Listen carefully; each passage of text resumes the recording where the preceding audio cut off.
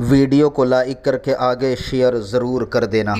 مصطفیٰ کریم صلی اللہ علیہ وآلہ وسلم کے سامنے جب حضرت وحشی جنہوں نے حضرت امیر حمزہ کو شہید کیا تھا، جناب ہندہ جنہوں نے حضرت امیر حمزہ کا کلیجہ چبایا تھا، جب یہ لوگ معافی مانگنے کے لیے آئے تو اللہ کے رسول نے ان کو معاف فرما دیا، سرکار نے معاف کر دیا۔ ارے یہ تو چچا کے قاتل تھے، خود اللہ کے نبی کے جان کے دشمن فتح مکہ کے دن جب حضور سے معافی مانگا تو اللہ کے رسول علیہ السلام نے ان کو معاف فرما دیا، یہ کہہ کر لا تثریبا علیکم اليوم، آج کوئی مواخذہ نہیں ہے، میں نے تم سب کو آزاد کر دیا، معاف کر دیا۔ تو معاف کرنے والا ہمیشہ بلند بالا ہوتا ہے، اور جس کو معاف کیا جاتا ہے بہرحال اس کا درجہ نیچے ہی ہوتا ہے۔ دیکھو امام علی مقام امام حسین کو کربلا تک لانے والے جناب حر تھے، لیکن معافی مانگی تو امام پاک نے ان کو معاف فرما دیا۔ تو معاف کرنے والا ہمیشہ مقبول ہی ہوتا جاتا ہے، بڑا ہی ہوتا جاتا ہے۔ تو اب میری گزارش آپ سے ہے کہ اب یہاں سے جانے کے بعد اپنے رشتہ دار، اپنے احباب ڈھونڈیے، تلاش کیجیے، کس سے بات چیت بند ہے، کس سے رشتہ ٹوٹا ہوا ہے، کس سے تعلقات میں انبن ہے، خود جا کر یا فون کر کے سامنے سے معافی مانگی۔ اور یاد رکھیے فرمایا گیا جو حق پر ہونے کے باوجود، جو حق پر ہونے کے باوجود لڑائی سے گریز کرے، لڑائی سے گریز کرے اور خود ہی معافی طلب کرے، اللہ تبارک و تعالیٰ ایسے بندے کو بے حساب جنت میں داخل فرمائے گا۔ اس لیے اگر آپ حق پر ہیں، یہ سب دنیاوی معاملات کی بات ہو رہی ہے، ایسا مت کرنا کہ گستاخ رسول سے جا کے بھی ہاتھ ملا لیں، یہ نہیں بھائی، دنیا کی بات ہو رہی ہے۔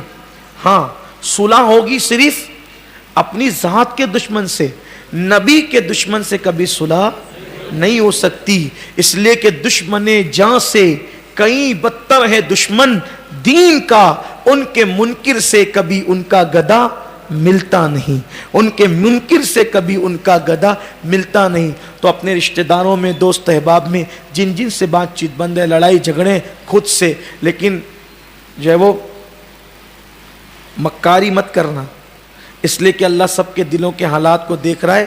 صدق دل سے معافی مانگنا اور صدق دل سے لوگوں کو معاف کر دینا۔ اگر سورج کل کا غروب ہونے سے پہلے پہلے ہم نے یہ کر لیا نا، انشاءاللہ کل کی رات پھر دیکھنا کتنی سکون کی رات ہوگی۔ اور اگر دل کو سکون چاہتے ہو، اطمینان چاہتے ہو، تو ہر مومن کے لیے اپنے دل کو پاک کر لو، ہر مسلمان کے لیے اپنے دل کو صاف کر لو، انشاءاللہ بہت پرسکون زندگی، بہت پرتپاک زندگی، بہت پرکیف زندگی گزرے گی۔ اللہ پاک کی بارگاہ میں دعا کرتا ہوں کہ اللہ تعالیٰ سب سے پہلے مجھ گنہگار کو اور آپ سب کو اللہ عمل کی توفیق عطا فرمائے۔ دیکھو حضرت امام احمد ابن حنبل کو کوڑے لگائے جا رہے تھے، جیسے جیسے بادشاہ کا جلاد کوڑے مارتا تھا، امام احمد ابن حنبل کہتے تھے میں نے معاف کیا، میں نے معاف کیا، میں نے معاف کیا، اور بے ہوش بھی ہو جاتے تھے، کہتے تھے میں نے معاف کیا۔ لوگوں کہتے تھے حضرت جب آپ کو کوڑے مارے جاتے تھے تو آپ کس کو معاف کرتے تھے؟ تو امام احمد ابن حنبل کہتے ہیں بادشاہ کے حکم سے کوڑے مارے جاتے تھے تو میں بادشاہ کو معاف کرتا تھا اس خوف کی وجہ سے کہ اگر میں نے معاف نہیں کیا تو قیامت کے دن بادشاہ کو پکڑا جائے گا، بادشاہ کو میری وجہ سے پکڑا جائے گا اور سزا دی جائے گی۔ مجھے گوارا نہیں ہے کہ میری وجہ سے میرے نبی کا امتی عذاب میں گرفتار ہو جائے، اس لیے میں جیسے جیسے کوڑا پڑتے جاتا تھا میں اس کو معاف کرتا چلا جاتا تھا۔ یہ ہمارے بزرگوں کا انداز ہے، یہ ہمارے بزرگوں کا طریقہ ہے، لیکن افسوس کی بات یہ ہے آج ہمارے اندر اتنی اعلیٰ ظرفی نہیں رہ گئی۔ اور یاد رکھنا ساری سنتوں پہ عمل کرنا آسان ہے، لیکن جان کے دشمنوں کو معاف کرنے والی سنت، اس پر عمل کرنا مشکل ہے۔ اور جو بھی بڑا بنا ہے، جو بھی بڑا بنا ہے وہ معاف کرنے والی سنت پر عمل کرنے ہی سے بڑا بنا ہے، ورنہ نمک چکھنے کی سنت، مسواک کرنے کی سنت، اس پہ تو کبھی کبھی منافق لوگ بھی عمل کر لیتے ہیں، لیکن یہ جو دل بڑا کر کے غیروں کو اپنانا ہے، اپنوں کو اپنا بنانا ہے، یہ بہت بڑی سنت ہے، اس پر عمل کرنے کی ضرورت ہے۔ اگر ایسا ہو جائے تو انشاءاللہ تبارک و تعالی ہماری دنیا اور آخرت دونوں کامیاب رہے گی، ورنہ زندگی بھر عبادت کیجئے، زندگی بھر سجدے کیجئے، زندگی بھر قرآن پڑھیے، کوئی فائدہ حاصل نہیں ہے۔ قرآن کہتا ہے قد افلح من تزکا وذکر اسم ربہ فصلی، کہ جن لوگوں نے اپنے دلوں کو پاک کیا، اللہ کا ذکر کیا اور نمازی بن گئے، بس وہی لوگ مراد کو پہنچے، وہی لوگ کامیاب اور کامران ہو گئے۔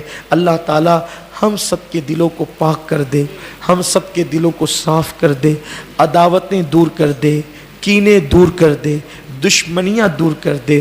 سب سے پہلے میں ہی آغاز کروں، اگر میری اپنی ذات سے آپ لوگوں میں سے کسی کا کوئی دل دکھا ہو یا تکلیف پہنچی ہو یا حق تلفی ہوئی ہو تو اللہ اس کے رسول کو گواہ بنا کر اور رسول اللہ کو واسطہ وسیلہ بنا کر سب سے پہلے میں آپ سب سے معافی طلب کرتا ہوں کہ آپ مجھے معاف فرمائیں۔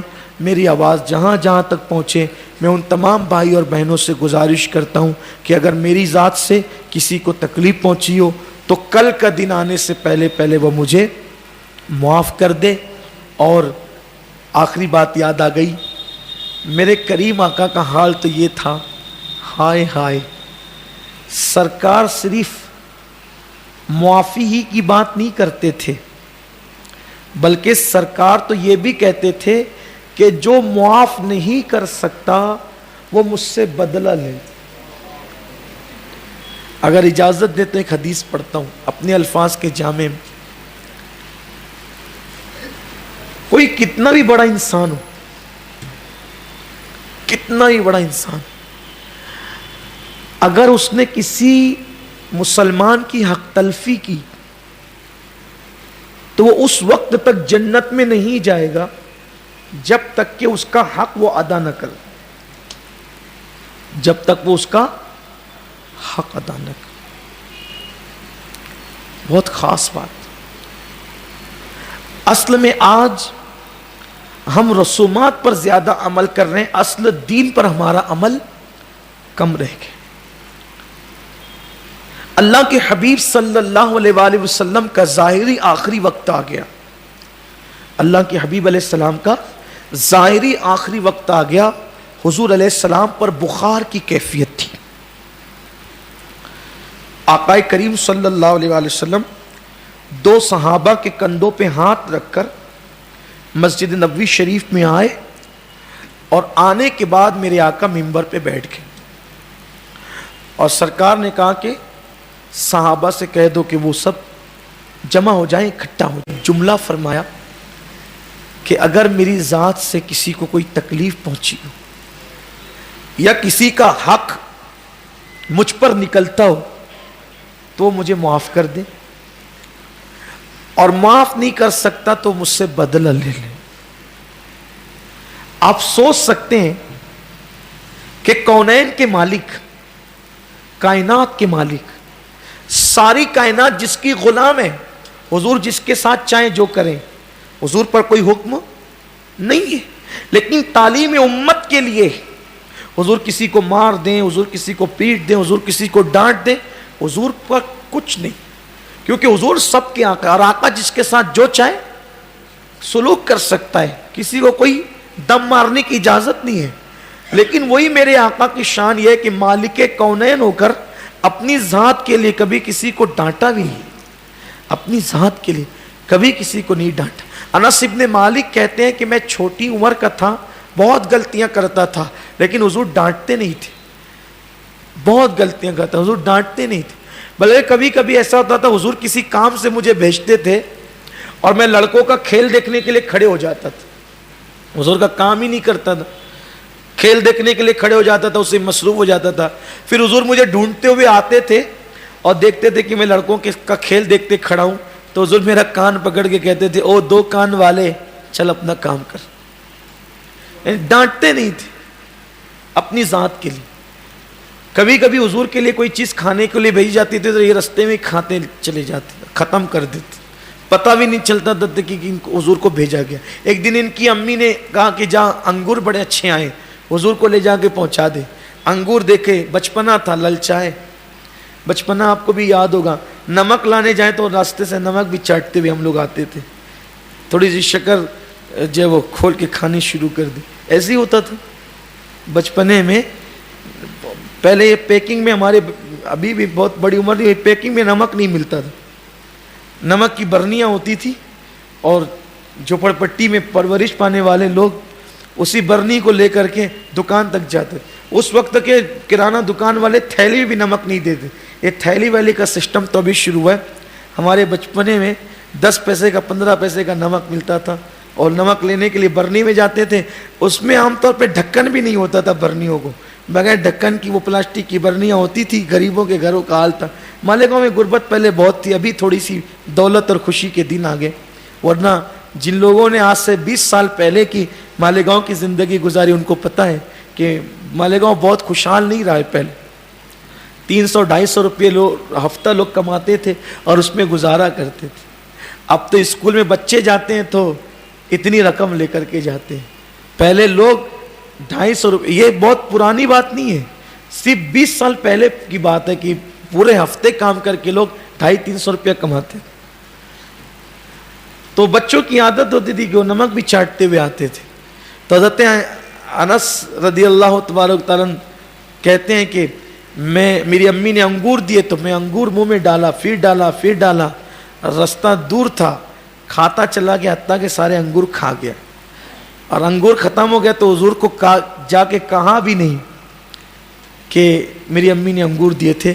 امی جب حضور کے پاس آئی تو کہا حضور انگور کیسے تھے؟ حضور نے کہا کون سے انگور؟ کہا انس سے کے ہاتھ سے تو بھیجے تھے۔ تو جب حضرت انس سے پوچھا تو کہا میں ہی رستے میں کھا گیا، کچھ نہیں کہا اس نے۔ یہ بچپنا ہوتا ہے، بات دور نکل گئی۔ تو حضور علیہ السلام نے اپنی پوری زندگی میں کسی کو ڈانٹا بھی نہیں، اپنی ذات کے لیے نہیں ڈانٹا، بیویوں کو بھی نہیں ڈانٹا،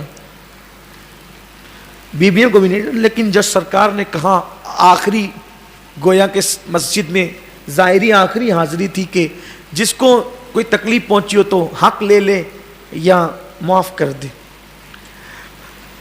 اس محفل میں جب یہ بات سنی تو صحابہ رونے لگے، یا رسول اللہ آپ نے کس کو تکلیف پہنچائی؟